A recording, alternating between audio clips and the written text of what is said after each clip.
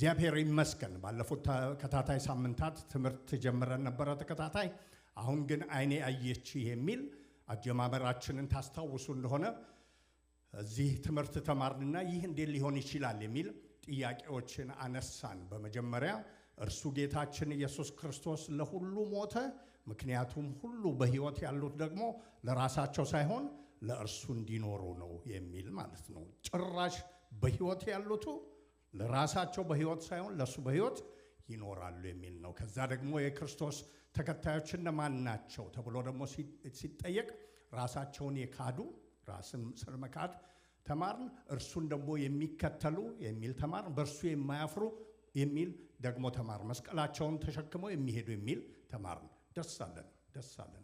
ደሳለን በየጸሎቶቹ ይሄን መሆን እንፈልጋለን አለ ከዛ ግን መንገዱ ቤት ነው አቅሙስ ከየት ነው የሚመጣው ስንል በብዙ መሐላ ብዛት በዘዴና በቴክኒክ ብዛት አይመጣም የሚመጣው ምን በመሆን ነው እርሱን በማየት በእርሱ በመገኘት ከእርሱ ጋር ደግሞ በመገናኘትና በመቆራኘት ነው የሚመጣው ብለን ጀመርን ለዚህ ምስክር ነው ብለን ከኢዮብ ላይ አሁን ግን አይኔ አየች ያስቀድሞ በጆሮ መስማት ሰምቼ ነበር ይላል ብለን ሳምንት በዝርዝሩ አየን ማለት ነው ታስታውሱ እንደሆነ ኢዮብ የተመሰከረለት ሰው ሆኖ ይያለ ጻድቅ ቅን እግዚአብሔርን የሚፈራ ተብሎ ተመስክሮለት እግዚአብሔር ካንድም ሁለት ጊዜ ተመስክሮለት መጨረሻ ላይ ግን ያንን የተመሰከረለትን ዕውቀትና እይታ ለከሙሉ አይደለም በጆሮ እንደ መስማት ብቻ ያለ ነው መጨረሻ ግን አንተ ቀርበ ራስን ለኔ ስትገልጥ ማየትን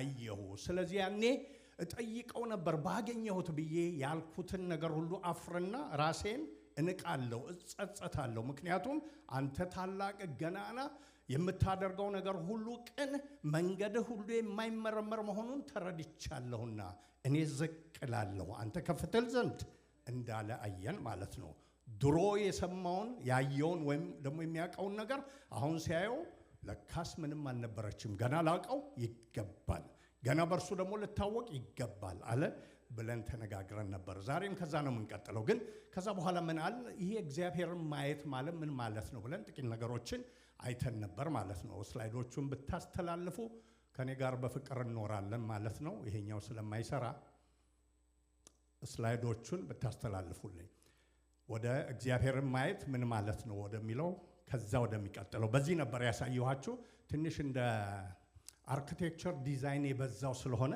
ፍቺ ይፈልጋል የሚል ድምጽ ቤት ከየርኩ በኋላ ሰማው ማለት ነው ከናንተ ከየቤታችሁ ስለዚህ በዚህ መንገድ አርጌዋለሁና ጆሲያ አስተላልፈልኝ ወደሚቀጥለው ስላይድ ሁለት ቦታ ነው የከፈልኩት ማለት ነው እግዚአብሔርን ማየት ማለት ምን ማለት ነው ለሚለው እግዚአብሔርን ማየት ማለት የእግዚአብሔርን ማንነት በግንኙነት ውስጥ ወይም በሁኔታዎች ውስጥ ሆኖ መረዳት መገንዘብ ማስተዋል ወይም ማወቅ ማለት ነው ባጭሩ ስንተረጉመው ይሄ በሌላ አነጋገር መንፈሳዊ መገለጥን ግንዛቤን ዕውቀትን ማግኘት ነው ያ ደግሞ የሚሆነው በንግግር ሰው ነግሮን ሰው ተርጉሞልን ሳይሆን እርሱን አይተን ከማየታችንና ከመገናኘታችን የተነሳ አምላኬ ለካ ይሄ ነው ብለን የምንናገርበት እንደገና ደግሞ በእርሱ የምንጸናበት ዕውቀት ማለት ነው ብለን ነው ያየነው ማለት ነው በዛ ዕውቀት ስር ደግሞ ማንነቱን ስራውን አሰራሩን ስናይ የሰውን ልጅ ማንነት እናያለን የፍጥረትን ማንነት እናያለን የማህበረሰብን የትውልድን እናያለን ይህም ብቻ አይደለም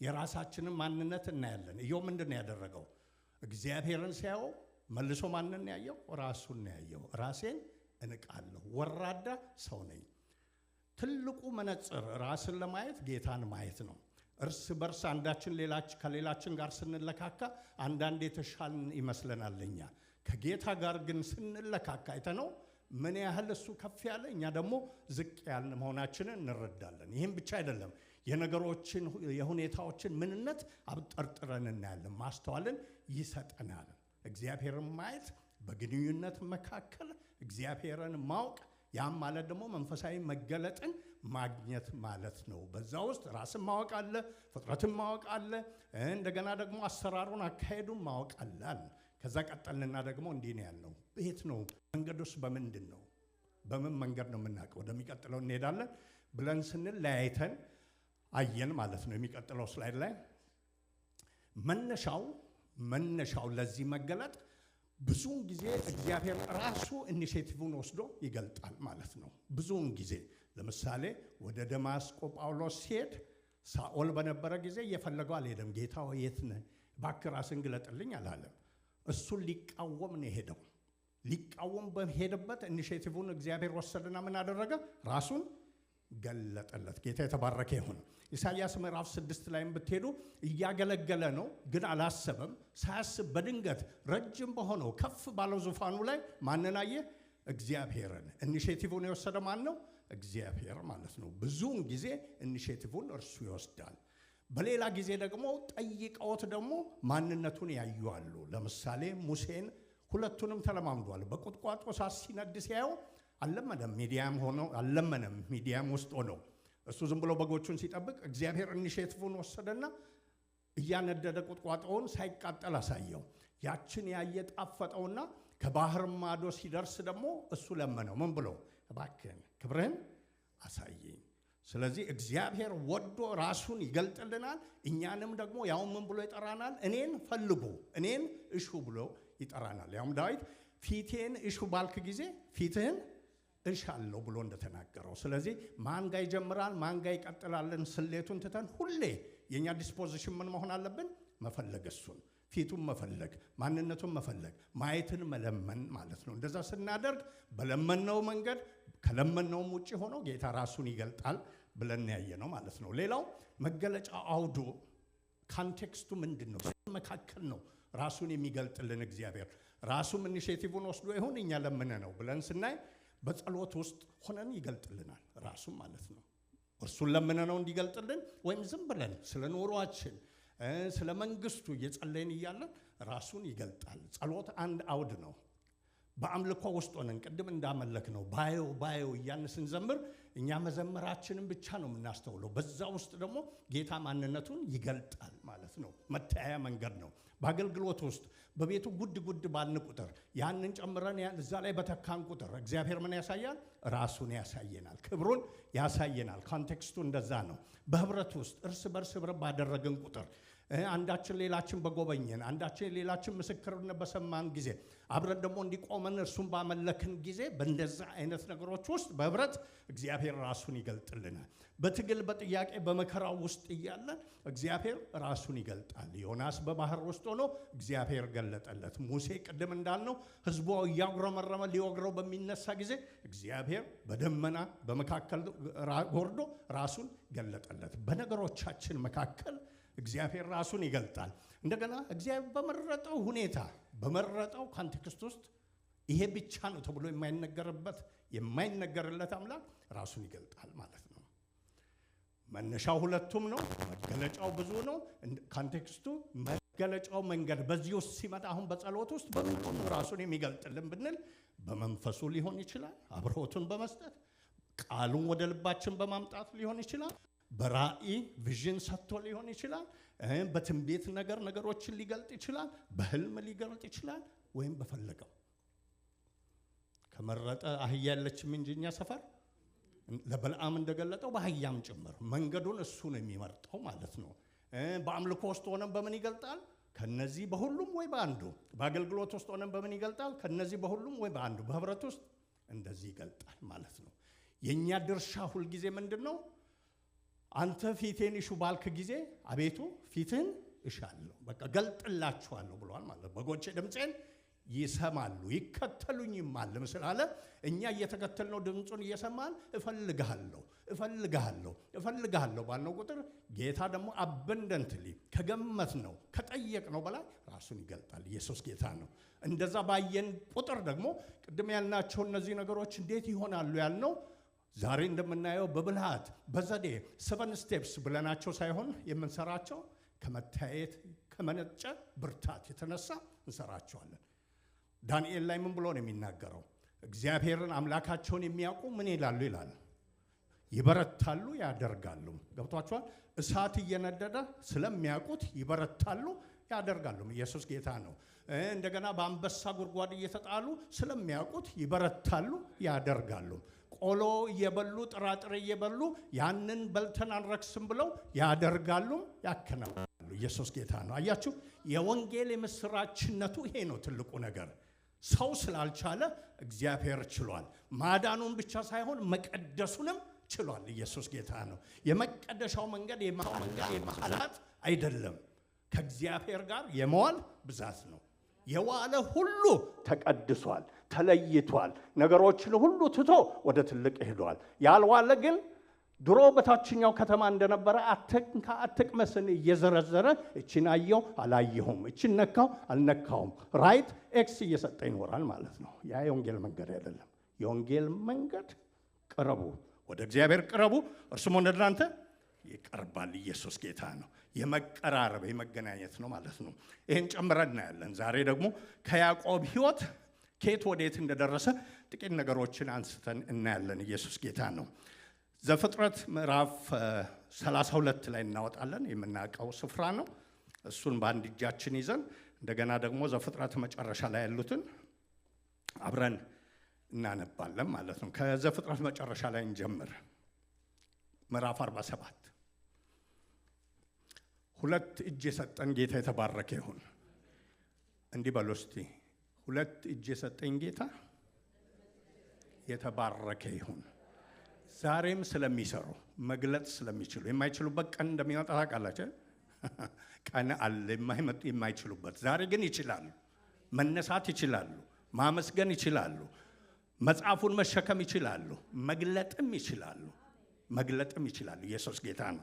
በሰጠን እጅ እንገልጥና 47 ላይ ቁጥር አለፍ አለፍ ብለን ነው የምናነበው። እዚህ ጋር የምናነበው ምን ብሎ ጨረሰ ዕድሜውን? ቀድሞ እሱ ማን ነበረና ነው እንዲህ ብሎ የጨረሰው? መሀል ምን አገኘው የሚለውን ብቻ ነው የምናየው ማለት ነው። ስለዚህ 47 ላይ እንደዚህ ይላል። ቁጥር 7 ላይ ዮሴፍም ያዕቆብን አባቱን አስገብቶ፣ ይሄ እንግዲህ ያዕቆብ ወደ ግብፅ ዮሴፍ አለ በሕይወት ተብሎ ከሄደ በኋላ ወደ ፈርዖን ፊት ቀርቦ ያደረገው ነው። ከዛ በኋላ ደግሞ ልጆቹን እየባረከ ያለውን ጥቂት ነገሮች እናያለን። ቁጥር 7 ላይ ዮሴፍም ያዕቆብን አባቱን አስገብቶ በፈርዖን ፊት አቆመው። ያዕቆብም ፈርዖንን ባረከው። ፈርዖንም ያዕቆብን የዕድሜህ ዘመን ስንት ዓመት ነው አለው። ያዕቆብም ለፈርዖን አለው የእንግድነቴ ዘመን 130 ዓመት ነው። የሕይወቴ ዘመኖች ጥቂትም ክፉም ሆኑብኝ ይላል። የመጨረሻ ኑዛዜው በዛ ያበቃ ቢሆን በጣም አስቸጋሪ ነበር፣ ግን አይደለም። ከዛ በኋላ ምን ይላል? ምዕራፍ 47 ቁጥር 27 ላይ ስንሄድ እንዲህ ይላል። እስራኤልም ያዕቆብ ማለት ነው በግብፅ ምድር በጌሳም አገር ተቀመጠ። የሰውን አገር የሄዱባትን ምዕራፍ 47 ላይ ነኝ። አሁንም ቁጥር 27 ላይ እስራኤልም በግብፅ ምድር በጌሳም አገር ተቀመጠ፣ ገዟትም። የባዕድን አገር ግብፅን ማለት ነው። በዛ ምን ሆኑ? ተሰደው ሄደው ረቡ፣ እጅግም በዙ። ጥቂትም ክፉ ነው። ግን ጥቂትም ክፉ ምን የሚኮንበት ነው? በእግዚአብሔር ሥራ የሚገዟት፣ የሚረቡበት፣ እጅግም የሚበዙበት። ያዕቆብም በግብፅ ምድር 17 ዓመት ተቀመጠ። ያዕቆብም ሞላው የሕይወት ዘመኑ 147 ዓመት ነው። የእስራኤልም የሞቱ ቀን ቀረበ። ልጁንም ዮሴፍን ጠርቶ እንዲህ አለው፣ በፊትህ ሞገስን አግኝቼ እንደሆኑ እጅህን ከጭኔ በታች አድርግ፣ በግብፅ ምድርም እንዳትቀብረኝ ምሕረትና እውነትን አድርግልኝ። ከአባቶቼም ጋር በተኛሁ ጊዜ ካንቀላፋው ከሞትኩ ከግብፅ ምድር አውጥተህ ትወስደኛለህ፣ በመቃብራቸውም ትቀብረኛለህ አለው ዮሴፍን። እርሱም ዮሴፍ መልሶ እንደ ቃል አደርጋለሁ አለ። አባቱ አልተወም። እርሱ ምን አለው? ማልልኝ አለው። ዮሴፍም ማለለት። እስራኤልም በአልጋው ራስ ላይ ሰገደ። ምን ብሎ? ችን ብቻ ነው የምፈልገው አሁን በመጨረሻ ዘመን this is the only thing that matters for me ብሎ ሰገደ። ከዛ በኋላ ምዕራፍ 48 እና 49 ላይ ጊዜ ስለሌለ አላነብም። ያደረገው ሌላ ምንድን ነው? ልጆችን አምጣ ብሎ ምናሴንና ኤፍሬምን ባረካቸው ማለት ነው። ሲባረክ ደግሞ እጁን ቀይሮ ባረካቸው። ታናሹን ታላቅ አድርጎ ማለት ነው። ታናሹን ታላቅ አድርጎ ወረድ ብላችሁ ስታነቡ ዮሴፍ መጣና ተው አታገላብጥ፣ ተሳስተ አይኑ ትንሽ ስላረጀ ስለማይለት አታገላብጥ ብሎ በትክክለኛው ታላቁን ታላቅ አርግ፣ ታናሹንም ታናሽ አርግ ብሎ ሲለው ዮሴፍ አባቱ ምን አለ? አውቄያለሁ። አሁን ግን እንዲህ ይሁን። እግዚአብሔር የፈለገው ይሄን መንገድ ነው። ታናሹ ትልቅ ሊሆን ታላቁን እንዲገዛ። ትዝ ይላችኋል የሱ ህይወት አለ ማለት ነው። ይህም ብቻ አይደለም። ወረድ ብላችሁ እዛ ስታነቡ ልጆቹን ሁሉ ጠራና ደግሞ እያንዳንዳቸውን ባረካቸው። ክፉ ቀን እንደሆነበት አቶ እንደሚሞት ሳይሆን ለነሱ ቀን እንደሚመጣ እግዚአብሔር እንደሚጎበኛቸው ወደ ተስፋይቱ ሀገር እንደሚመልሳቸው ትልቅ ህዝብ እንደሚሆኑ አወጀ። ከዛ በኋላ እንቀላፋ ይላል። ይሄ እንዴት ሊሆን ቻለ ስንል ምዕራፍ 32 ላይ አነብና አጭር ጸሎት ጸልየን እንማራለን። 32 ላይ ቁጥር 22 በዚያችም ሌሊት ፈጠንኩባችሁ። ዘፍጥረት ምዕራፍ 32 እየጋልኩ ሲሄድ ነው ይቅርታ 22 ቁጥር 32 22 ከዛ ጀምሬ በዝግታ አነባለሁ። በዚያች ሌሊትም ተነሳ፣ ሁለቱንም ሚስቶቹንና ሁለቱን ባሪያዎችን 11ዱንም ልጆቹን ወስዶ የያቦቅን ወንዝ ተሻገረ። ወሰዳቸውም፣ ወንዙንም አሻገራቸው፣ ከብቱንም ሁሉ አሻገረ። ያዕቆብ ግን ለብቻው ቀረ። አንድ ሰውም እስከ ንጋት ድረስ ይታገለው ነበር። እንዳላሸነፈውም ባየ ጊዜ የጭኑን ሹልዳ ነካው። ያዕቆብም የጭኑ ሹልዳ ሲታገለው ደነዘዘ። እንዲህም አለው፣ ሊነጋ አቅላልቷልና ልቀቀኝ። እርሱም ካልባረከኝ አልለቅህም አለው። እንደዚህም አለው፣ ስም ማን ነው? እርሱም ያዕቆብ ነኝ አለውም ከእንግዲህ ወዲህ ስም እስራኤል ይባላል። እስቲ በሉት፣ ከእንግዲህ ወዲህ ስምህ እስራኤል ይባላል እንጂ ያዕቆብ አይባል። ኢየሱስ ጌታ ነው። ከእግዚአብሔርም ከሰውም ጋር ታግለህ አሸንፈሃልና። ያዕቆብም ስምህን ንገረኝ ብሎ ጠየቀው። እርሱም ስሜን ለምን ትጠይቃለህ አለው።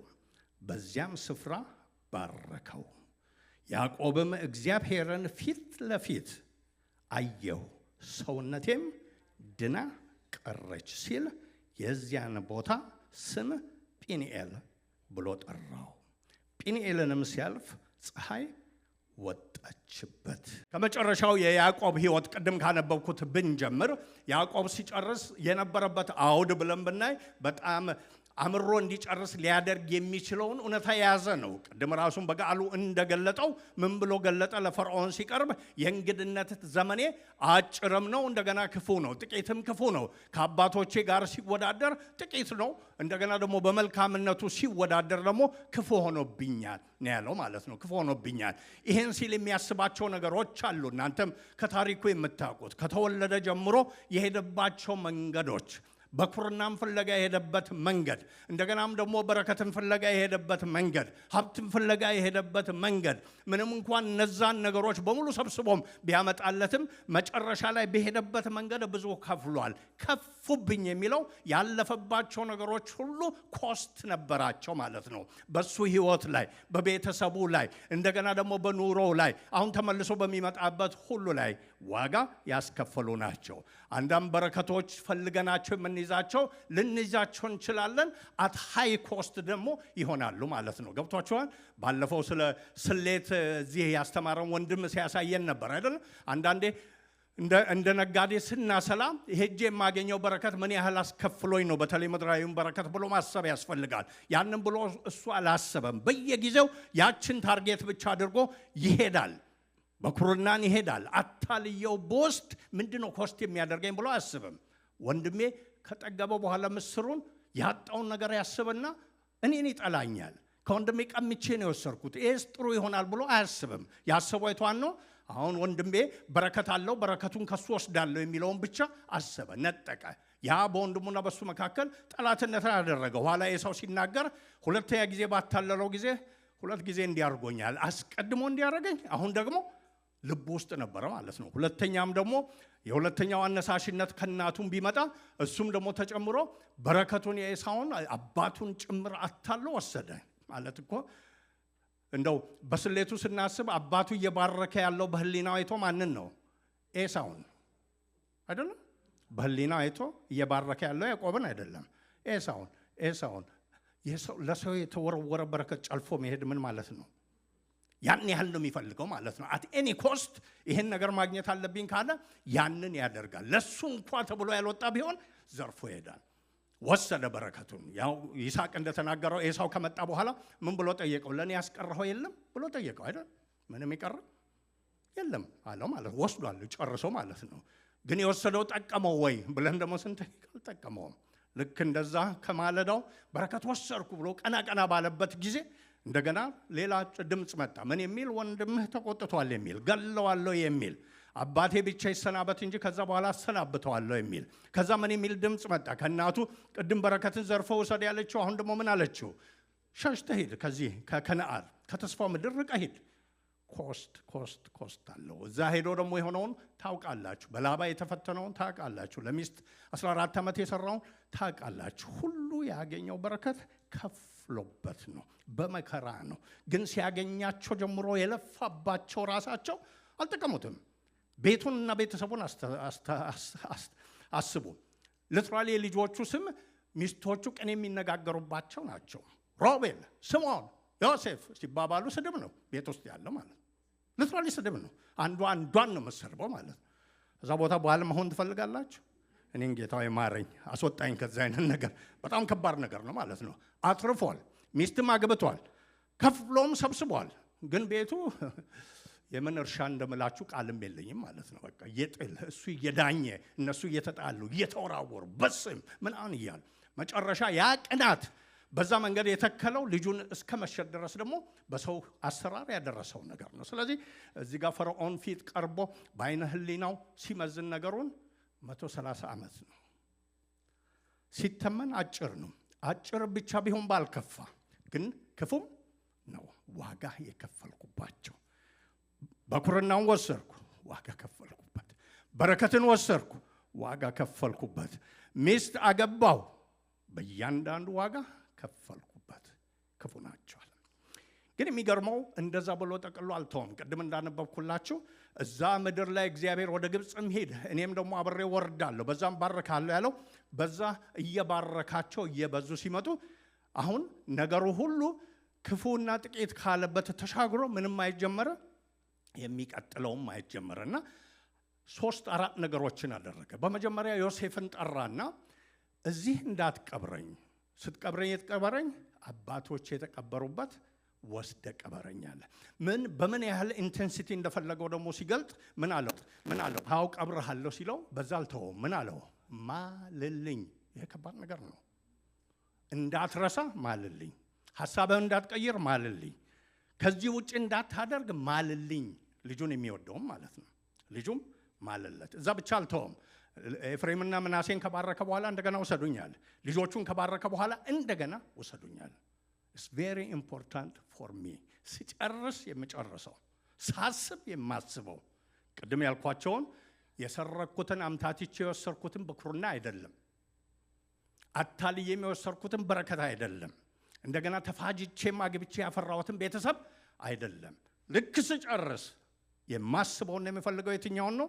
እዛው ጌታ ባለበት ስፍራ፣ ተስፋ ባለበት ስፍራ፣ ነገ ህዝቡን ጌታ በሚጎበኝበት ስፍራ፣ ኪዳን ባለበት ስፍራ እገኛለሁ እግዚአብሔር ባለበት ስፍራ መሆን ነው። ጥቂትም ሆኑ ረጅም ልዩነት አያመጡም። ኢየሱስ ጌታ። ይሄንን ሌላ ሰው ቢናገር ይሄ አካሄዱ ይሄን ይመስል ነበር ይባላል። ይሄ ከያዕቆብ አፍ ሲወጣ የሚገርም ነው። ስሌቱ ይሄ አይደለም፣ ቅንብሩ ይሄ አይደለም። ለሱ ማግኘት ማለት መያዝ ማለት ነው። ለመያዝ ደግሞ የትኛውንም ዋጋ ከፍሎ የትኛውንም ነገር አድርጎ መቀበል ነው። አሁን ባዶውን በቀረ ጊዜ ይሄን ሁሉ ያጠራቀምኩትን አልፈልግም፣ የሚፈልገው የቱን ነው? ያንን ነው። ኢየሱስ ጌታ ነው። ይሄን ደግሞ ሲል ኮንትራስቱን ደግሞ ተመልከቱ። አሁን ያለው የት ነው? ግብፅ ነው። ከየት መጥቶ ከዛ ውሰዱኝ ከሚልበት ከከነዓን። ከነዓን ምን ሆኖ ነው ወደ የመጣው? እሱ ረሃቦ ነው፣ ድርቆ ነው። ገብቷቸዋል። እዚህ 17 ዓመት ብቻ ነው የቆየው። በእነዛ ዓመታት ሜጀር የሆነ ለውጥ ላይኖር ይችላል። ግን ቢሆንም ደግሞ እዛ ቦታ ብዙ ጊዜ ድርቅ መነሳቱ በታሪክም በዘፍጥረት ላይ የተነሳ ነው። አብርሃም ድርቅ ሆኖበት ከዛ ሄዷል። ይስሐቅ ድርቅ ሆኖበት ከዛ ሄዷል። ገብቷቸዋል? ይሄ ታሪክ አለው። ይሄ ታሪክ ያለበትን ነገር አእምሮ እያወቀ ሸሽቶ መጥቶም እያለ አሁን የሚፈልገው ምንድን ነው? እዚህ በግብፅ አገር በፈርዖን ምድር ተባርኬ ሕዝቤም እየበዛ ከመኖር ይልቅ መጨረሻ የት ይሁን? ድርቅ አለባት በተባለው ሰፈር ከእግዚአብሔርና ከኪዳኑ ጋር ይሆነልኝ። ኢየሱስ ጌታ ነው። ያ በብዙ መንገዶች በብዙ መሻሚያ ተሻምቶ ነገሮችን የሚያመጣው እንዲህ የጨበጣቸውን ነገሮች ወርውሮ ምንድነው የሚለው? ይሄን ነው የሚይዘው ነው የሚለው። ጌታ የተባረከ ይሁን። ለሱ ብቻ አይደለም ለነሱም ደግሞ መልሶ ይላል እዚህ እንዳሰነብቱ ይልና ምን ያደርጋቸዋል? እግዚአብሔር ይጎበኛቸዋል። ሙሉውን የመጨረሻዎቹ ምዕራፎች አንብቡ። ደግሞ ከአንድም ሁለት ጊዜ እግዚአብሔር ይጎበኛቸዋል፣ ወደዛ ይወስዳቸዋል ብሎ ይመክራል። ያም ብቻ አይደለም፣ ይሄን ስለሚያደርግላችሁ እግዚአብሔር ብሎ በእምነት ይባርካቸዋል። እግዚአብሔር እንዲያርጋችሁ እንዲህም ትሆናላችሁ እያለ የበረከት አዋጁን ይናገራል። ይህም ብቻ አይደለም፣ ቅድም ደግሞ እንደነገርኳችሁ ልጆቹን ሲባርክ ድሮ በእሱ ሕይወት የተገላቢጦሽ እንደነበረው ከኤሳው ይልቅ እሱ እንደበዛው እግዚአብሔር በዮሴፍም ልጆች እንደዛ ሊያደርግ እንደወደደ በልቡ በመንፈሱ ቅድም ባልነው መንገድም በመገለጡ ስለተረዳ ልጆቹ ሲቀርቡ ከማንም ጋር አልተወያየም። እንዲህ አላለም፣ ዮሴፍ ወይ አንተ መቼስ ታውቃለህ እንደምወድ ልጆችህንም ወዳለሁ፣ ግን እኔ ያለኝ መረዳት ከጌታም የተሰጠኝ እንዲህ እንድባረክ ነው፣ ፍቀድልኝ ሲለው ይሰማል። ጳውሎስ ምን አለ? በተገለጠልኝ ጊዜ ከስጋና ከደም ጋር አልተመካከርኩም። ኢየሱስ ጌታ ነው። ስለዚህ አልተመካከረም፣ ገብቶታል። ድሮ ቢሆን ይመካከር ነበር፣ ሸንጎ ይጠራ ነበር፣ ከራሱም ይመካከራል፣ ከሰውም ይመካከራል። የሚያዋጣውን አስልቶ ነበር የሚሄደው። አሁን ልጁ የሚወደው እዛ የወሰደው የተጠጋው ሊቀየመው ነው። አዘነህ ይላል እኮ ቃሉ። ሄዳችሁ ስታነቡ ያዕቆብ ያንን ሲያደርግ ዮሴፍ አዘነ ይላል ማለት ነው። ግን እሱ ምን አደረገ?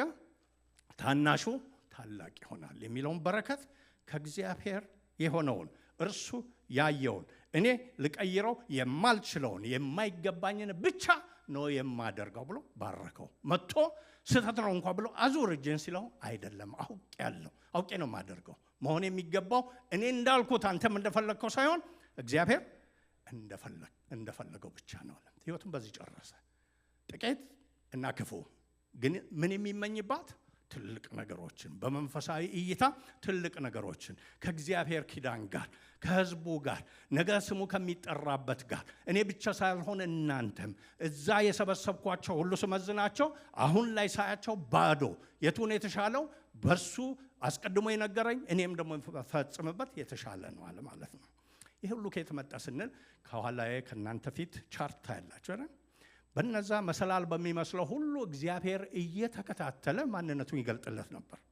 የማይተው አምላክ። ቅድም ከኤርምያስ ያነበብኩት እግዚአብሔር እንደ ኃያልና እንደ ጨካኝ ከኔ ጋር ነው። ምዕራፍ 20 ላይ ሄዳችሁ ብታነቡ ኤርምያስ ላይ በማገልገሉ የተነሳ እጅግ ብዙ እስራት፣ ስደት የደረሰበት ሰው ነው። እዛ ምዕራፍ ላይ በጥፊ ሁሉ ተመቷል።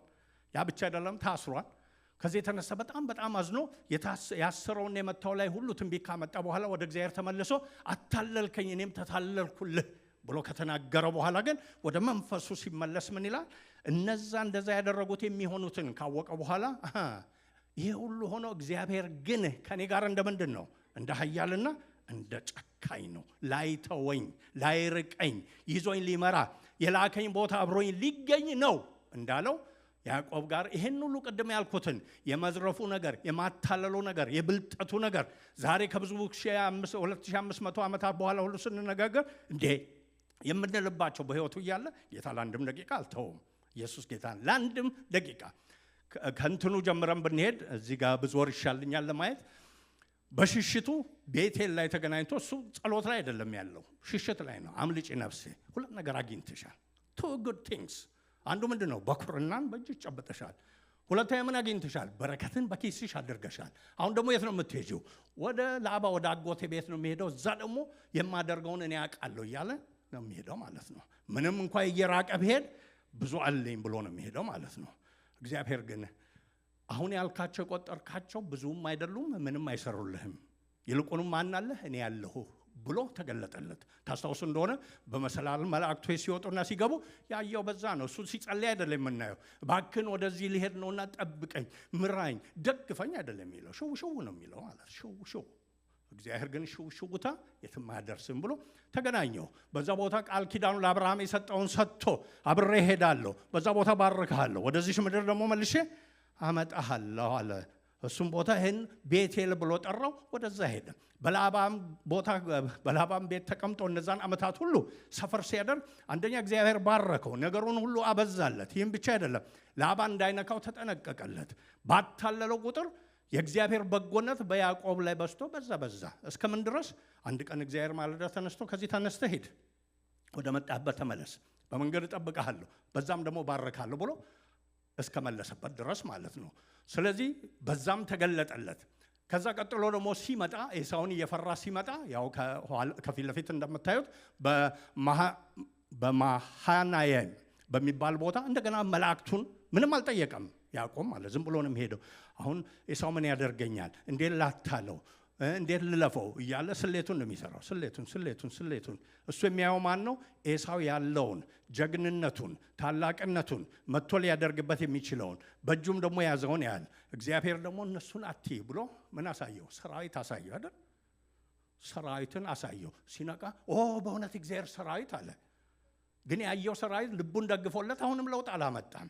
ስለዚህ ለዚህ ሰው የሚገባው እይታ፣ የሚገባው ለውጥ፣ የሚገባው ንክኪ በዛ ደረጃ ይሆን አይደለም ማለት ነው።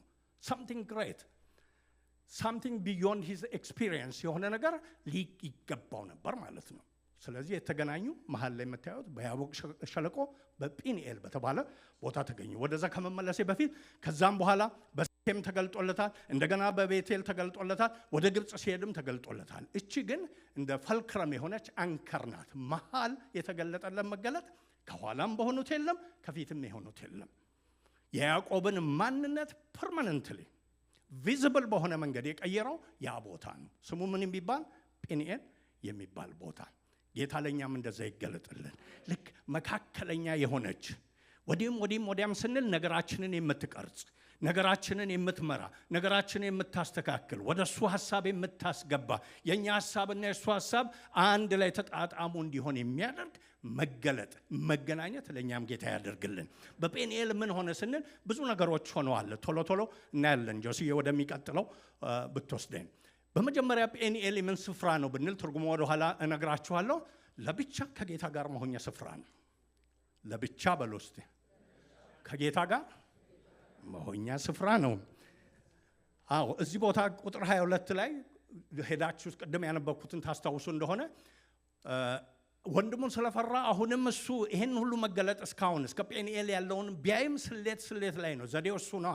ሁሌ ይሄ ዲፎልት የሚባል ነገር አለ አይደል? ሁሌ አንድ ነገር በሆነ ነገር ስሩ ተብለን ስንሰራን ቆይና ያ ነገር ሳይሰራ ሳናቀው የምንመለስበት ቦታ ማለት ነው። ዲፎልታችን ማለት ነው። ለሱ ሰራዊትም አለ ምንም አለ ተብሎ ዲፎልቱ ሁሌ ስልት ነው። አሁን 22 ላይ ስልት አዘጋጀ ማለት ነው። ስልቱ ምንድን ነው? ያ ወንዝን ያቦቅን ወንዝ ተሻገረ ከቤተሰቡ ጋር። ከተሻገረው በኋላ ምን አደረገ?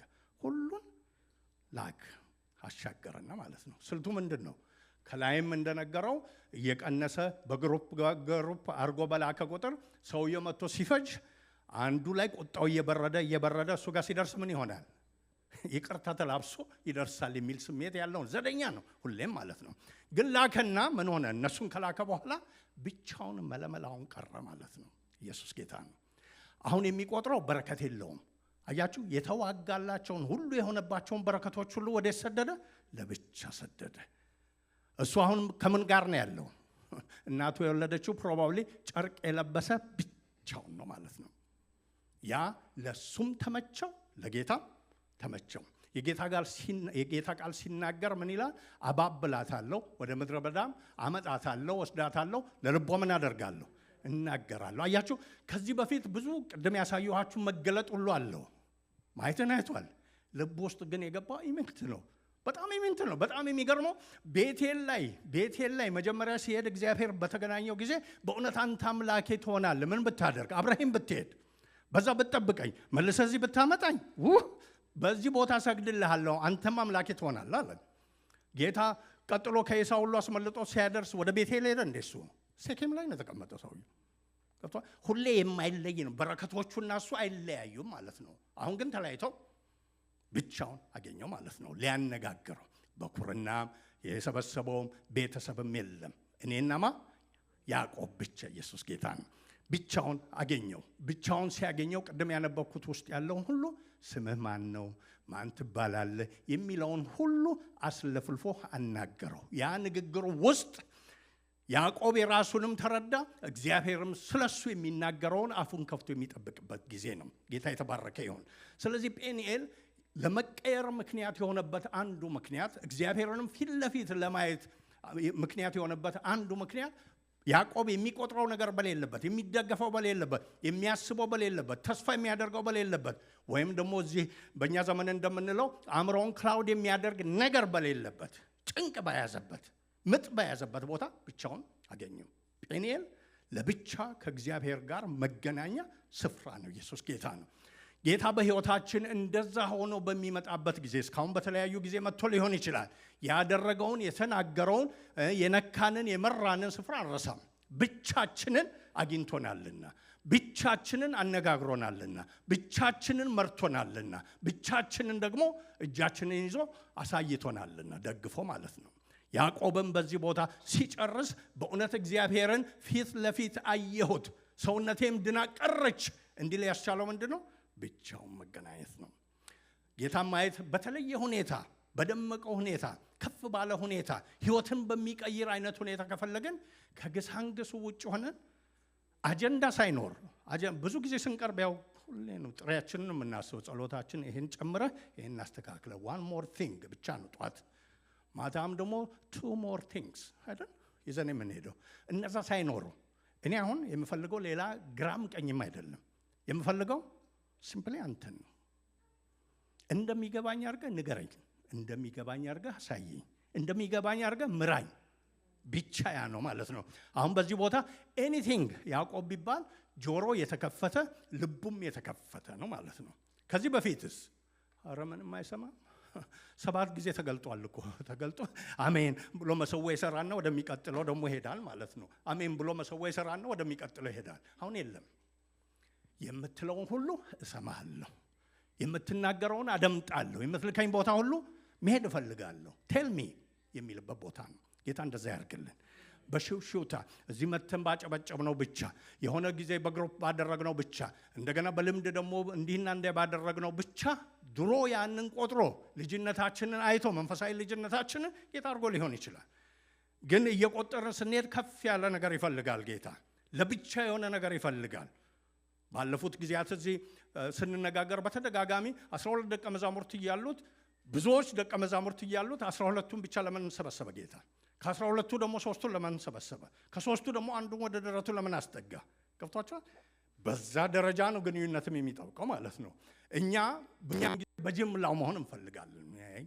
ለፓስተሮቹ ይበቃል። ያ ለእኔ ካወቅኩ ከጋነም ከዳንኩ እዚህ ቸርነትን አብዝተህ ከጠበከኝ ከበላው ከጠጣው ዳስ ኢነፍ።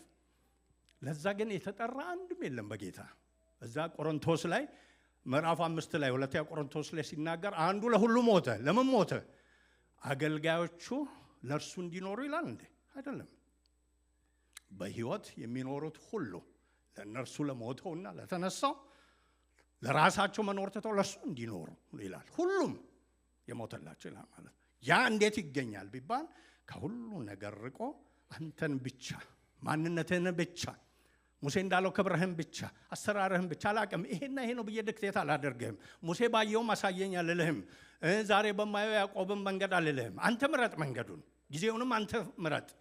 እንደገና ደግሞ ማዕከሉንም አንተ ምረጥ። ብቻን የምፈልገው እንደሚገባኝ አድርገህ ማንነትን አሳየ። አይቼ ስነሳ ደግሞ ያዕቆብ ስላለ ሳይሆን እኔ ራሴ ገብቶኝ ምን የምልበት ይሆን?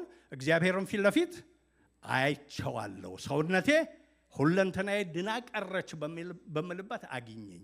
ያ ዲል ያስፈልጋል ከጌታ ጋር። ለዚህ ነው ዳዊት እግዚአብሔርን አንዲት ነገር ለመንኩት እርሷንም እሻለሁ ምዕራፍ 27 ላይ ያለበት ቦታ ወረድ ብሎ ቁጥር 8 ላይ ምን ይላል? ፊቴን እሹ ባልክ ጊዜ እኔ ምን አደርጋለሁ? ፊትህን እሻለሁ። ኢየሱስ ጌታ ነው። ብቻ ሆኖ ብቻ መሆን ፊዚካሊ ከከሌ ጋር አልሆንም ብቻ ማለት አይደለም። ከመዓት ነገሮች በእኛና በእግዚአብሔር ውስጥ መካከል ከሚገቡ ከሚይዙን አቴንሽናችንን ከሚይዙ አጀንዳችንን ከሚይዙ ሁሉ ልክ ያዕቆብ ሲጨርስ እኮ እንደዛ ነው ያደረጋል። ሊትራሊ ሁሉን ጥሎ ምን አደረገ? አንድ ነገር ብቻ ነው የምለምናችሁ እናንተ። እሱ ምንድን ነው? በዛ ስፍራ ቀበሩኝ ወስዳችሁ። ኢየሱስ ጌታ ነው። በዛ ስፍራ ቀበሩኝ እንዳለው አሁን ምን ሆነ? እዚህም ብቻውን አገኘው። ፈልጎ አይደለም እሱ ጌታን ልፈልግ ብሎ አይደለም፣ ግን ብቻውን ሲገኝ ጌታ ብቅ አለ። የኔና የያዕቆብ ጊዜ ይሄ ነው ብሎ ማለት ነው። እስካሁን ነግሬዋለሁ፣ እስካሁን ገልጬያለሁ። የገባው ምን ያህል ነው? እችን ያህል ነው። እኔ ደግሞ የምፈልገው ምን ያህል እንዲገባው ነው? ይህን ያህል ነው። ስለዚህ መቼ ላገኘው? ብቻውን እያለ ላገኘው። ጌታ ብቻችንን ያገኘን እንደሚገባን አድርጎ ይናገረን፣ እንደሚቀይረን አድርጎ ይናገረን። ሁለተኛው ጴንኤል የምን ቦታ ነው? መያዝ የሌለበትን ትተን መያዝ ያለበትን የምንይዝበት ስፍራ ነው። እስቲ አብረን እንበለው። መያዝ የሌለበትን ነገር ለቀን መያዝ ያለበትን ነገር የምንይዝበት ስፍራ ነው። እግዚአብሔርን ፊት ለፊት ማያ ቦታ ያ ነው የሚሆነው ማለት ነው። ቅድም እንደተናገርኩት ያዕቆብ እስካሁን ድረስ የለፋው መያዝ የማይገባውን ነገር አንደኛ አድርጎ ሲይዝ ነው ማለት ነው። የሚገርመው ነገር ጌታ ማስተዋልን ይስጠን እንጂ ይሄን እሱ የተንደፋደፈበትን ነገር ሁሉ ሳይወለድ በፊት በማህፀን እያለ እግዚአብሔር የተናገረው ነው አይደል? ታላቁ ለታናሹ ይገዛል በይኗል። እሱ ከሰማያት ተንደፋደፈም አልተንደፋደፈም ሊያመጣው። እግዚአብሔር ሁለት አይነት ፈቃዶች አሉት በመጽሐፍ ቅዱስ ሲተነተን። አንዱ ዳይሬክቲቭ ዊል የሚባለው እግዚአብሔር ነው ይሁን ካለ ማንም የማይንቀሳቀሰው ማለት ነው። ታላቁ ለታናሹ ይገዛል ከተባለ የፈለገ ቢፈረጥም ኤሳው መገዛቱ አይቀሬ ነው ማለት ነው። የፈለገ ቢተኛ ያዕቆብ መግዛቱ አይቀር። ያንን ጊዜ ከጌታ ጋር ሆኖ ከመጠበቅ ይልቅ ስልተ ብዙ ሆነ ማለት ነው። ገብቷቸዋል። እነዛን ሲይዝ እችን ደግሞ ሲጨምር፣ እችን ደግሞ ሲሰበስብ፣ ሌላዋን ደግሞ ሲከት ሲለቃቀም ሰነበት ማለት ነው። ያተርፉኛል፣ ያከብሩኛል፣ ያሳርፉኛል ብሎ ማለት ነው። አሁን ግን እዚህ ቦታ ያቦቅ ሸለቆ ላይ ሲደርስ እዚህ ቦታ ሲደርስ እነዛ ሁሉ ምንም የማያደርጉ ናቸው። በኩርናው አሻገረው አፋጀው እንጂ፣ በረከቱ የሰረቀው አሻገረው አፋጀው እንጂ። የሰበሰበው ሀብት ከፋፍሎ የላከው ሊያድነው ይችላል? አይድንም። አያችሁ፣ መያዝ የሌለባቸውን ይዞ መያዝ ያለበትን አንዱን ጌታ እነዛን ሁሉ ሊሰጥ የሚችል የሚቀጥለውንም ሁሉ የሚያደርገውን ሳይዝ ቆየ ማለት ነው። እየተገለጠለት እየተናገረ የእኛን ህይወት አይመስልም? በየእሁዱ ያመጣናል፣ በየሳምንቱ ይናገረናል። በፈለገው መንገድ ከሰኞ እስከ ዓርብ እኛ በምናጠናውም በስራ ቦታ በወዶ አእምሮአችን አስልተን ብናይ ጌታ ይናገረናል። ሲናገረን ሁሉ እንሰማና ግን ያንን ሁሉ ሰብስበን የምን መንገድ ነው የምናደርገው? የሌላ ነገር መያዣ። አይገርም? ጌታ ይፈውሰን። የሌላ ነገር መያዣ ይልቁኑ ሊሆን የሚገባው ሌሎች ነገሮች በሙሉ ተያይዘው ማንም መያዣ መሆን ይገባቸው ነበር። እርሱም መያዣ ሪቨርስ ነው አካሄዳችን ማለት ነው። ጴንኤል ግን የዛ ስፍራ መቀየሪያ ነው ማለት ነው። ረብ መስሎ የታዩት አንደኛ መስሎ የታዩት በሙሉ የት ሄደዋል? ከያቦቅ ማዶ ተሸኝተዋል፣ ተለቀዋል። አይገርም? ወዶ አይደለም የለቀቀው፣ ተቸግሮ ነው የለቀቀው። ስለዚህ አንዳንድ ጊዜ ልጆች እሱን ልቀቅና እንዳትወርቅ እኔን ያዝ ሲባል እሺ አይሉም አይደል? ድሮ ወንዝ እኔ ልበላ ነበር ብዬ ነገራቸዋል። ታስታውሳላችሁ? አንዳንዶች ብቻ ታሪኩ ብዙ ነው። የወሰደኝ ሊያሰለጥነኝ ለቀቅ አድርጎኝ ሲሄድ መልቀቁን ሳይ እኔ ለካ ትንሽ መዋኘች እያለሁ ግን መልቀቁን ሳይ መስመጥ ጀመርኩ ማለት ነው። መስመጥ ሲጀምር እጁን ዘረጋና ያዘኝ አለ ማለት ነው። ልቀቀኝ አለ። እኔ እሱን እንድለቀውና ከዛ በኋላ እያሳየ እንድዋኝ ማለት ነው።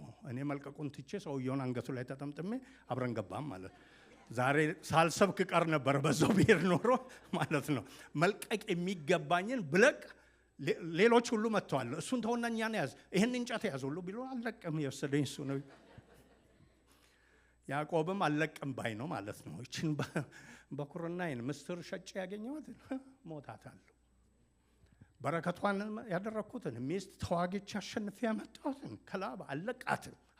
ገብቷቸዋል።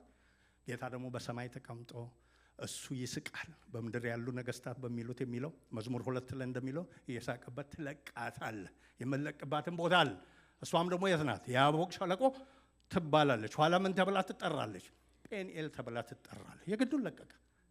ግዱን ለቆ ሲያገኝ ማንን አገኘ? የከበረውን ጌታን አገኘ። እሱ ማግኘት ብቻ አይደለም ያዘው ማለት ነው አይደል? ቴክስቱ ራሱ እንደሚለው ማለት ነው። ባለመልቀቅ የመያዝ ስፍራ ነው። አያችሁ፣ እነዛን አለቅም ያላቸውን ጌታ ስለቀቀውና የሚያዘውን ነገር ባለመልቀቅ እንዲይዝ አደረገው ማለት ነው። ነፍስ ስለያዘው፣ ጣር ስለያዘው፣ መከራ ስለያዘው፣ መውጫ ስላጣ this time ምን አለ? አያችሁ፣ ልክ እንደዚህ መያዝ የሚገባው የቱ ጊዜ ነበር? ገና ተወልዶ እናቱ አንተ ታላቅ ትሆናለህ ብሎ እግዚአብሔር ነግሮኛል። ሁለት ጽንሴ ውስጥ ይጋጫሉ። ምንድነው የሆነው ብዬ ልጠይቀው እግዚአብሔርን ሲሄድ ገለጠልኝ። ምን ብሎ ገለጠልኝ? አንተ እንደምትገዛ እሱ እንደሚገዛልህ ገልጦልኛል ስትለው ገልጦልሻል? አዎ፣ በቃ እሷን ቃል በልቤ ይዛለሁ ማለት ነበረበት። ይዤ አልያዝም ማለት ነው። አሁን ግን ጌታ ምን አደረገው?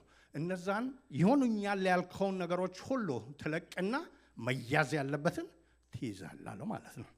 ሲይዝ ሲገለጥለትና ሲይዝ ምን ያህል ያዘው? ልቀቀኝ እንኳን ቢለው ምን አለው? አልለቅህም። አያችሁ፣ ጌታ እዛ ቦታ ያደረሰን። አሁን ለእግዚአብሔር ሳይገባው ቀርቶት አይደለም። ለያዕቆብ በጣም ነፍሱ ውስጥ ጠልቆ እስኪገባው ድረስ በዚህ ነገር አሳየው ማለት። ታግሎት ሲታገለው እንዲያድነው ፈለገ። ሲታገለው ባርከኝ የሚለው አትርፈኝ ነው። ከዛ ምዕራፍ በፊት ትንሽ ፓሴጆቹን ወደ ላይ ስታየው አድነኝ ከወንድሜ ብሏል። አሁን ይሄ ሲመጣ ቀድሞ ሰራዊት አይቶታል። አሁን ይሄ ደግሞ ሲገለጥ ያድነኛል፣ አብረኸኝ ሁን ለማለት ነው። እንግዲህ አትልቀቅ፣ አልለቀህም የሚለው ማለት ነው። እግዚአብሔር ደግሞ ልቀቀኝ አልለቀህም አለ ማለት ነው። ስለዚህ ጴንኤል ብቻ መሆኛ ብቻ ሳይሆን የያዝነውን ነገር ለቀን የሚያዘውን የምንይዝበት ብቻ ሳይሆን ከያዝን ደግሞ የማንለቅበት። እስቲ እንዲበሉ ከያዝን የማንለቅበት። አንዱ የኛ ችግር ምንድን ነው? ያዝ ለቀቅ። እሁድ ደስ ብሎን ባየው ያዝ። ሰኞ ከሰዓትም ደህና ነን። ሰኞ ማለዳም ባየው ሊዘምር ነው ብሎ ነው እየተጽናኑ ነው እንላለን ማለት ነው። የሆኑ ነገሮች ሰኞ ሲመጡ፣ ማክሰኞ ሲደረቡ፣ ሮብ ስንደርስ ባየው ጠፍቶ ሌላ ነገር ነው የሚሆነው። ገብቷችኋል? የሚሆነው ማለት ነው። አሁን ግን ጌታ የሚለው ስትይዘኝ በሚለቅ መያዝ ሳይሆን በማይለቅ መያዝ ልትይዘኝ ይገባል። ያ ደግሞ ለእኔ ሳይሆን እንዲገባኝ የምፈልገው ለአንተ እንዲገባ ፈልጋለሁ። ስለዚህ ልቀቀኝ። ጌታ ምን አለው? ማን ነው? ያዕቆብ ምን አለ? አልለቅም። እስከ መቼ? ካልባረከኝ አልለቅህም። ኢየሱስ ጌታ ነው። አያችሁ፣ ያ አይነት መታየት፣ ያ አይነት መታወቅ፣ ያ አይነት ማስተዋል፣ ያ አይነት መገለጥ ከፈለግን መንገዱ ይሄ ነው ማለት ነው። ጌታን ባለመልቀቅ መያዝ ማለት ነው። ብቻችን አግኝተን የሚለቀቀውን ከለቀቅን በኋላ የሚያዘውን ይዘን ያዝ ለቀቅ ሳይሆን በቋሚነት እኔ አንተን እይዛለሁ፣ ላለቅህ እይዛለሁ፣ ላልለይህ እይዛለሁ የምንልበት ስፍራ መሆን አለበት ማለት ነው። ጌታ ይመስገን። ላንለቀው የምንይዝበት ብቻ ሳይሆን ገልጠን ደግሞ የምንነጋገርበት ስፍራ መሆን አለበት። ያዕቆብ እንደዚህ ቦታ ራሱን የገለጠበት የለም። ሁሌ ባገኛቸው ነገሮች ራሱን ሸፍኖና ገኖ ነው የሚኖረው ማለት ነው። ስለዚህ ያንን ጥሎ እሱን በያዘው ጊዜ ላይለቀው እንደያዘው ደግሞ ሲናገር ጌታ ምን አለው? ማን ነው ስምህ ብሎ ጠየቀው። ስሙን አያውቅም? በደንብ ነው የሚያውቀው። ስሙ ምን ማለት ነው? ያዕቆብ አታላይ ማለት ነው፣ ጠላፊ ማለት ነው አይደል? ስለዚህ ያንን ላውድሊ ፕሮናውንስ አናውንስ እንዲያደርግ አደረገው። ማን ነው ስምህ ሲለው አታላይ። እሰይ አለ ጌታ ማለት ነው። እሰይ ለእኔ እንደገባኝ አሁን ለአንተም ገብቷል አታላይ መሆንህ ማለት ነው። በጣም የሚገርም ነው። ገልጦ መነጋገሪያ ቦታ ማለት ነው። ጌታን ሲጠይቀው ስምህ ማን ነው ብሎ ሲጠይቀው ስሜ ምን ያደርግልሃል አለ። ያዕቆብ ግን በማያሻማ ሁኔታ እምቢ ሊል በማይችልበት ሁኔታ ተገዶ ጌታን አይቶት ይዞት ምን ብሎ ተናገረ? ስሜ አታላይ ነው፣ መንገዴ አታላይ ነው፣ ጉዞዬ አታላይ ነው፣ ያየሁት ነገር ሁሉ በልቤ የገባው የማታለል ያህል ነው። ንስሐ ማለት ነው በፊቱ። ጌታ ምን አለው? ከዛሬ ጀምሮ ግን ስምህ ያዕቆብ አይባልም፣ እስራኤል ይባላል። ከሰውም ከእግዚአብሔርም አንተ ታግለህ አሸንፈሃልና። ስለዚህ ጴንኤል ምንድን ነው? የማንነት መቀየሪያ ስፍራ ነው ማለት ነው።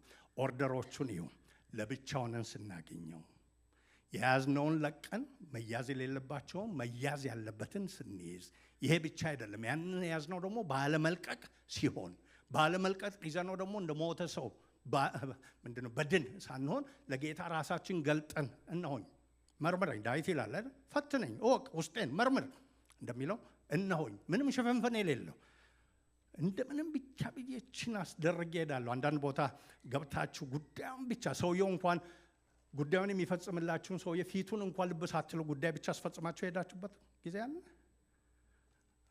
እኔ ነበር። ጌታም ጋር እንደዛ የምንቀርብበት አለ። ሌላውን ተወው፣ ሪሊ ተወው። እችን ብቻ በቤት ሊሆን ይችላል፣ በጤና ሊሆን ይችላል፣ በስራ ሊሆን ይችላል። እችን ብቻ ጌታ አሁን ምን አለ ነው? እሷን ብቻ ፊቴን እይ እኔም ፊትህን አያለሁ፣ ልቤን እይ እኔም ልብህን። ዋው እንዴት ደስ የሚል ነው! ገልጦ የመነጋገሪያ ስፍራ ሆነ ማለት ነው። ገልጦ ሲነጋገር ደግሞ ምን አለ ጌታ?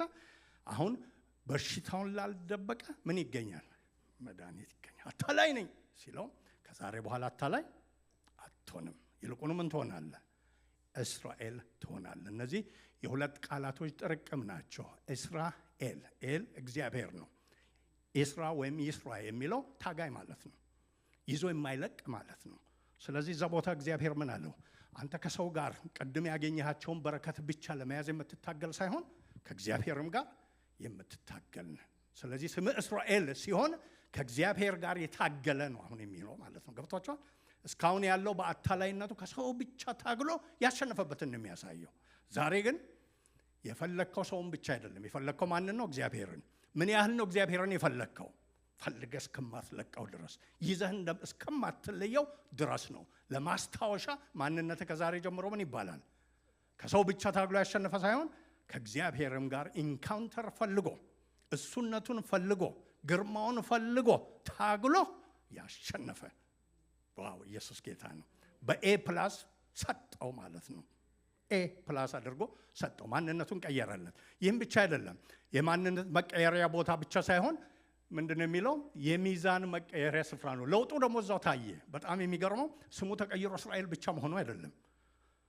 ለውጡ፣ የስሌቱ፣ ያካሄዱ፣ የእውቀቱ ለውጥ ያዕቆብ በዛው ቦታ ታየ ማለት ነው። ሄደን ቦታው ላይ ብናነብ ይሄን ካለው በኋላ እንደዚህ ይላል። ቁጥር 29 ላይ ታግላ አሸነፍክ ሲለው ያዕቆብ ምን አለ? ስምህን ንገረኝ ብሎ ጠየቀው። ይሄን ብሎ ጠይቆ ያውቃል ከዚህ በፊት ያዕቆብ? ኔቨር። ቤቴል ላይ ሲገለጥለት፣ መሰላል ሲያይ፣ በላባ ሲገለጥለት፣ በሰራዊቱ ሲገለጥለት ጨለፍ አድርጎ ብቻ ነው የሚሄደው ማለት ነው። አሁን ምን እያለው ነው? አሁን ናው አይ ዋንት ቱ ኖ ዩ ሞር እያለ ነው። የበለጠ ላውቅህ እፈልጋለሁ። በስራ ብቻ አይደለም። ስም የማንንም መገለጫ ነው አይደል? ስለዚህ እግዚአብሔር ምን እያለው ነው? አሁንማ ነካክተኸኛል፣ እሱን አይቻለሁ። በንክኪ ብቻ ላቅ አልፈልግም። በምን ላቅ እፈልጋለሁ? በስምህ ላቅ እፈልጋለሁ። ስምህ ማን ነው? የበለጠ አሁን የበለጠ አሁን ልወቅ፣ የበለጠ አሁን ልጠጋ። ስምህ ማን ነው አለው። ጌታ ምን አለው መልሶ? ለጊዜው ፎር ዘ ታይም ቢንግ ቁጥር 29 ላይ ስምህ እንገረኝ ብሎ ጠየቀው። እርሱም ስሜን ለምን ትጠይቃለህ አለው። እናዘጋው ማለት ነው። በዛ ምን አለው? በዚያም ስፍራ ባረከው። እዚህ ጋር ይኸውላችሁ እንዲህ ብለን ይሄ በረከት ምንድን ነው ብለን መጠየቅ ይገባናል። አሁን ራሱ ሲናገር እዛው ምዕራፍ 32 ላይ የሁለት ክፍል ሰራዊት ሆኜ ተመለስኩ ይላል አይደል? የጎደለው አለ? ልጆች አሉት፣ ሚስቶች አሉት፣ ከብት አለው። ሀብቱ ከላባ ሁሉ ካስጠጋ የበለጠ ነው። ስለዚህ ምድራዊ በረከት አይደለም የፈለገው። ስለዚህ ካልባረከኝ አለቅህም ሲለው ወደፊት የሄዱት ሄደዋልና ጨመረልኝ አይደለም የሚለው። መባረክ እውነተኛው ምንድን ነው? በአንተ መገኘትና አንተ ማወቅ ነው። ስለዚህ ባርከኝ፣ ንካኝ፣ ዳሰኝ፣ ማነህ አንተ ብሎ እየጠየቀው ነው። ካልባረከኝ አለቅህም ነው ያለው ማለት ነው። ጌታም ደግሞ ከዚህ በፊት ሲባረከው ምን ብሏል? አበዛሃለሁ፣ እንዲያደርግሃለሁ ብሎ የሚሆነውን ተናግሯል። እዚህ ቦታ ምን አለው? ሲምፕሊ ባረከው። ኢየሱስ ጌታ ነው። በእርሱ እውቀት ባረከው፣ በማንነቱ ባረከው፣ ጨብጦ በያዘው ነገር ባረከው፣ አለቅህም ባለው ነገር ባረከው ማለት ነው። ልክ ያንን የጨበጠው እሱ አሁን ስሌቱ የነገር ሁሉ ሚዛኑ ተቀየረና እንዲህ አለ። በጣም የሚገርም ነገር ነው። ቁጥር 30 ላይ ያዕቆብም አለ አሁን እግዚአብሔርን ፊት ለፊት አየሁት፣ ሰውነቴም ድና ቀረች ሲል የዚያም ቦታ ስም ጴኒኤል ብሎ ጠራው። ጲኒኤል ማለት ምን ማለት ነው? ሁለት ቃል ነው። ይሄም እስራኤል እንደሚለው ኤል እግዚአብሔር ነው። ጲን ተብሎ የተተረጎመው ብዙ ጊዜ ሳውንዱ ፐ አይነት ነገር ያለው ፊት ማለት ነው። እግዚአብሔርን በጆሮ አይደለም፣ በትርጁማን አይደለም፣ በሩቅ አይደለም፣ በመላእክት አይደለም። በምን አየሁት? ፊት ለፊቴ ተጠግቶኝ ነክቶኝ ነክቼው ታግየው ታግሎኝ አየሁት ብሎ ተናገረ። ማየት ብቻ አይደለም፣ ከማየት የተነሳ ይሄ ነው ለእኛ ትምህርት ከማየት የተነሳ ምን ሆንኩኝ? ሰውነቴ ድና ቀረች፣ ላልፈራ ድና ቀረች። እንደገና ደግሞ መከራ ውስጥ ላትገባ ላትጨነቅ፣ በእርሱ ልትደገፍ በመጨረሻ ተስፋዬ ነው ብላ ልጨርስ በእርሱ ድና ቀረች አለ ኢየሱስ ጌታ ነው። ይኸውላችሁ ሚዛኑ ደግሞ እንዴት ተገለበጠ? ምን እየሆነ ነው ሰውነቴ ድና ቀረች የሚለው? የዳነ ሰውነት ያነክሳል። ከዚህ በፊት ለሱ መዳን ማለት ምን ማለት ነው? እነዛን በረከቶች ሰብስቦ ጤና መሆን ነው ማለት ነው። ገብቷችኋል? አሁን ጌታ ግን ከኔ ጋር ስትውል ነገር ሁሉ የተገላቢጦሽ ነው። ህይወትን በመስጠት ማትረፍ አለ፣ ራስን ዝቅ በማድረግ መክበር አለ። እኔ ጋር ደግሞ ሰውነት አንክሶ መባረክ አለ። ኢየሱስ ጌታ ነው። ሚዛን ተቀየረ ማለት ነው። ገብቷችኋል? ከጌታ አኳያ ነገሮች ሲታዩ አንደኛ የነበሩ ሁራ የሚሆኑበት፣ የተሻለ የሚመስሉት ባዶ የሚሆኑበት፣ ያነሱ የሚመስሉት ደግሞ ታላላቅ የሚሆኑበት ስፍራ ነው። ስለዚህ ያንን ማንም ሰው አልመሰከረለትም። ሰውየው እያነከሰ እንዲህ እያለ እንዴ የሚያዩት ምን ይላሉ? ይሄን ብሎ ቢናገር እግዚአብሔርም ፊት ለፊት አየሁት ሰውነቴ ድና ቀረች። እንዴ ትንሽ ሰውየው ችግር ውስጥ ገባ ነው የሚሉ ምን ሆነ? ዳን ቀደም ያውን ደህና ነበርክ የምትሄድበት አካሄድ አሁን እግር አይደለ? እናንተ አታቁም። ድሮ ደህና ሆኜ ሲሄድ ምን ብዬ አስቤ ነበር? ጤነኛ ነኝ ብዬ አስቤ ነበር። ለካ ጤና አልነበረኝም። በኩርናን ይዤ ጤና አልነበረኝም። በረከት ይዤ ጤና አልነበረኝም። እንደገናም ደግሞ ሀብት ቤተሰብ ሁሉ አካብቼ ጤና አልነበረኝም። እስከ መቼ ድረስ? እስከ ጴኒኤል ድረስ፣ ብቻዬን እስክቀር ድረስ፣ እስክለቅ ድረስ፣ እስኪይዝ ድረስ፣ እንደማለቅ አድርጌ እስኪይዝ ድረስ፣ ራሴን እስክገልጥ ድረስ፣ ማንነቴ እስከሚቀየር ድረስ፣ ፊት ለፊት ጌታን እስካየው ድረስ አልነበረኝም። አሁን ግን ምንድን ነኝ? ጤነኛ ነኝ። ኢየሱስ ጌታ ነው። ዱላውን ይዞ ጤነኛ ነኝ፣ ጤነኛ ነኝ። ደስ አይልም? ጤነኛ ነኝ። ስለዚህ ሄዶ ሲጨርስ ጥቂትም ክፉም ሲል ስሌቶ ያለም ነው። ገብቷቸዋል? አሁን ግን ጥቂትም ክፉም የተባለው ሚዛኑ ሲቀየር ምንድን ነው? ምንም አይደለም። ከሚመጣው ጌታ ከሰጠው ተስፋ አንጻር በሱ ህይወት አሁንም ካደረገው ለወደፊትም ከሚያደርገው አንጻር ምንም አይደለም። ስለዚህ ምን ይላቸዋል? ልጆቼ ኑ እባርካቸዋለሁ። ዮሴፍን ይጠራና ደግሞ ውሰደኝ ማልል እንዴ እዚህ እኮ ቢሆን ይሻላል። ለቀብርም የሚቀብሩም አሉ፣ የሚሰሩ ፒራሚዶችም አሉ፣ ብዙ ነገሮች አሉ። ግብፅ የተሻለች ሀገር ናት። በዛም ጊዜ በዛ ቦታ አባቴ በገዛበት መቃብር፣ አባቴ በተቀበረበት፣ አያቴ በተቀበረበት፣ ሚስቶቻቸው በተቀበሩበት፣ ተስፋ አብሮ ባለበት በዛ ቦታ ያለው የኔ ነው። እያነከስኩ ምን ሆኛለሁ? ሰውነቴ ድና ቀርታለች ይላል። ክብር ለጌታ ይሁን። ልክ ከዛ በኋላ ቃሉ ምን ይላል? ቁጥር 22 ላይ ብታዩ በዚያች ሌሊት ብሎ ነበር የሚጀምረው አይደል? ትርጉም አለው። በጭንቅ ጊዜ ማንም በማይደርስበት ሁኔታ በዛች ሌሊት እሱ ብቻውን ቀረ አይደለም። ከጌታ ጋር ሆኖ ፊት ለፊት አይቶ ሲጨርስ ምን ይላል? ፀሐይ ወጣችበት ይላል። ኢየሱስ ጌታ ነው። ወይም ወጣችለት። በሌላ አነጋገር ልኬም ብሎ እግዚአብሔርም ፊት ለፊት አየሁት ሰውነቴም ድና ቀረች ሲል ምን መጣ? ንጋት መጣ። ጌታ እንደዛ ያርግልን። አያችሁ፣ ህይወትን በብዙ መንገድ ለመቀየር ብዙም ሰምተን ከቀና ልቦናም የተነሳ ይሄን ያንን እንዲህ መሆን እንፈልጋለን እንላለን። ለዛም ደግሞ ብዙ ቴክኒኮቹን እናደረጃለን። ያንን በዛ በመሐላ ብዛት እንላለን። ለማርያምና ማርታ አብረውት እያሉ ጌታ ለማርታ ያላት ነገር ምንድን ነው? የሚያስፈልገው አንድ ወይም ጥቂት ነገር ነው። ማርያም እሱንም ወስዳለች፣ መልካም እድልን መርጣለች አይደል? አንድ ወይ ጥቂት ነገር አስፈልጎ፣ እኛ ግን ምንድን ነው የምንፈልገው? 17 ስቴፖች ወስደን ይሄን ባይልሚኔሽን ይሄን ደግሞ እንዲያደርግ እዛ ደርሳለሁ ነው። ጌታ ደግሞ ምን ይላል? እሷን ድፋና ማንም ፈልግ፣ እኔም ፈልግ፣ ተጠጋኝ፣ ጥራኝ፣ ብቻህን አግኘኝ፣ ያዝከውን ልቀቅና እኔን ያዘኝ፣ ከያዝከኝ አትልቀቀኝ፣ ራስን ደግሞ ግለጥ ስጠይቅ እንዳለ ራቁትህና መርምረኝ በል አስተካክል ዘንድ አክምህ ዘንድ እንደዛ እያለ ይናገራል ማለት ነው። እንደዛ አርገን ከጌታ ስንነሳ አይተነውና አይቶን ስንነሳ ከኛ ፊት ምን ይወጣል? መንፈሳዊ ንጋት ይወጣል ማለት ነው። እንደ ድሮ ሆኖ መመላለስ ይቀራል። ሰው ሁሉ አይቶ ምን ይላል? እንዴ ምን አግኝተሽ ነው? ጴኒኤል ሰንብቼ ነበር። እንዴት ነው የሰነበትሽው? ብቻዬን የሚለቀቀውን ለቅቄ የሚያዘውን ይዤ የያዝኩትን ደግሞ አልለቅም ብዬ ደሳኝ አልለቅም ብዬ ለቀቀኝ ቢል አልለቅም። እንዴ ለምንድን ነው የምለቀው? ዋናዬን አግኝቼ የምፈልገውን አግኝቼ ናፍቆቴን አግኝቼ ለምንድን ነው የምለቀው? ለምንድን ነው የምለቀው ብዬ ያም ብቻ አይደለም ከያዝኩት በኋላ ደግሞ ገልጬ ማን አንተ ሲለኝ ስርክርክ አድርጌ ገልጬ አይደል እንዲህ ቢል ይቻል ነበር። አይ ለአባጋይ ያለው ሌላ ስም አለኝ እሱን ልንገርህ አላለም። ማን ትባላለህ? አታላይ። ደሰን አታላይ 4 ነጥብ። ሞገስ ያለው አይደለም ስሙ፣ ግን ሲነገር በጌታ ፊት ሞገስ አለው። የሆነውን ሆንኩ የሚልበት ማለት ነው። ጌታ ልክ ከዛ በኋላ መለሳለና ምን አለ? አሁን የለውጥ ሰዓት ነው። የምን ሰዓት ነው? የለውጥ ሰዓት።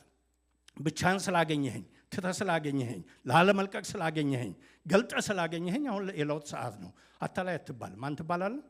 እስራኤል ትባላለህ። እስራኤል ትባላለህ። እስካሁን ከሰው ነው የታገልከው። ከአሁን በኋላ ከማን ነው የምትታገለው?